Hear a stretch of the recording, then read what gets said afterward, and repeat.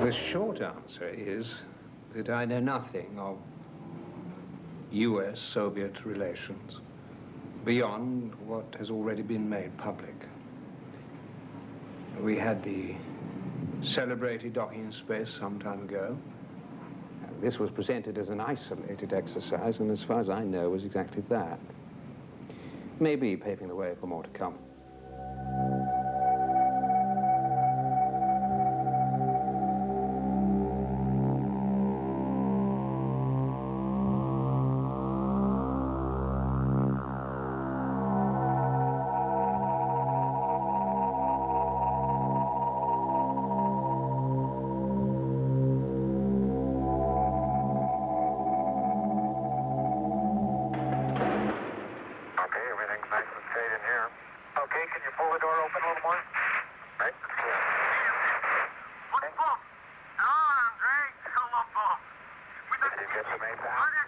Though on the broader issues of Soviet-US cooperation, there is an element of mystery which puzzles many people in my field. To put it at its simplest, none of us can understand how it is that the peace has been maintained for the past 25 years. You mean the experts are baffled? But also, for once, in agreement. The popular myth that it's been improved for the balance of nuclear power doesn't, frankly, hold up entirely. And the more you look at it, the less sense it makes. There are too many imbalances, especially when you put it in the perspective of history. So what is your explanation? Essentially, what we're suggesting is that at the very highest level of East-West diplomacy, there is operating a factor of which we know nothing. Now, it could just be, that this unknown factor is a massive but covered operation in space. As for the reason behind it, well, we're not in the business of speculation. T-minus, guidance is internal. 12, 11, 10, 9. Ignition sequence starts. 6, 5, 4, 3, 2, 1, 0. All engine running. Liftoff. We have a liftoff. 32 minutes past the hour.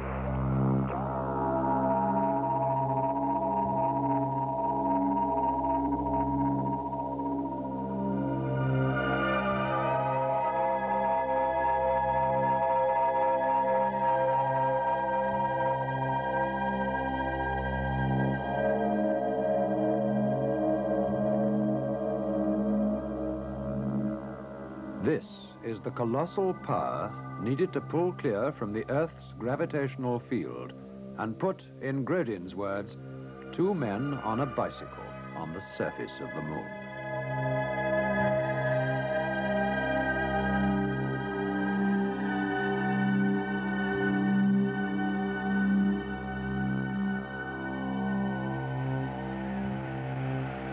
I'm going to step off the limb now. One small step for man, one giant leap for mankind.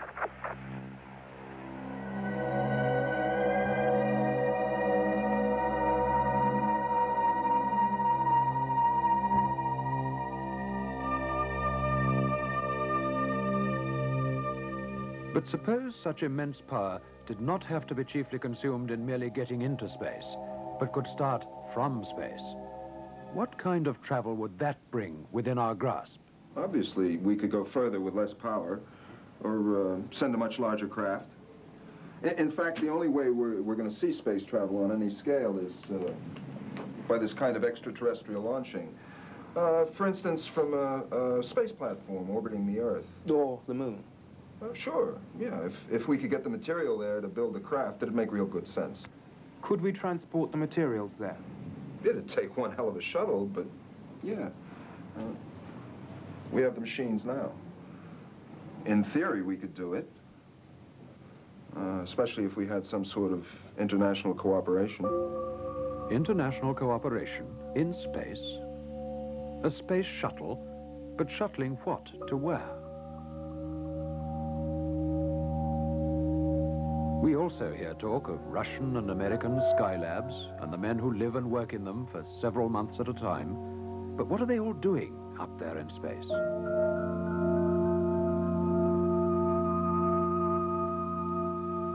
We tend to think of the arms race and the space race as practical.